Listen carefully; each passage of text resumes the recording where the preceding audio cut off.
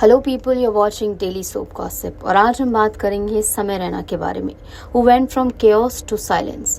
एक टाइम था जब समय Raina was everywhere, memes, streams, madness, full public energy।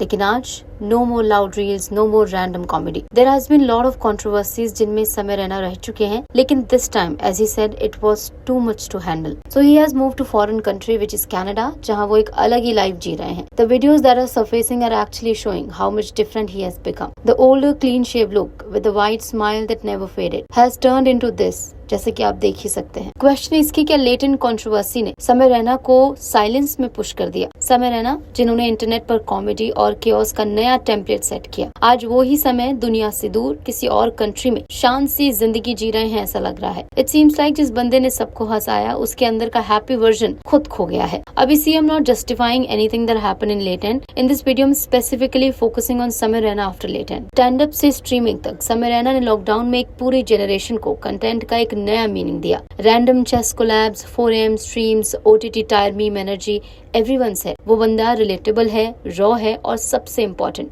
Real है। द टैगलाइन ऑफ समय, मैं समय रैना हूँ और मैं ऐसा ही हूँ, लोगों को काफी ज्यादा रिलेटेबल लगा। लेकिन फिर आई लेटेंट कंट्रोवर्सी। अभी I won't go in deep dive because everyone knows what happened in latent controversies. क्या हुआ, कौन सही था, वो सब सेकेंडरी रह गया। Sudden wave of hate on social media for समय, FIR, समय के पेरेंट्स को इसमें ड्रैग किया गया, which was very very disheartening. जैसे कि पहले भी कहा कि समय रैना इससे पहले भी कई सारी कंट्रोवर्सीज में रह चुके हैं, लेकिन इस बार चीजें समय को अलग तरीके से हिट हुई। पेरेंट्स का ड्रैग होना वॉज द सैडेस्ट पार्ट। उनको आज अपने बेटे पर शर्मिंदगी नहीं हो रही?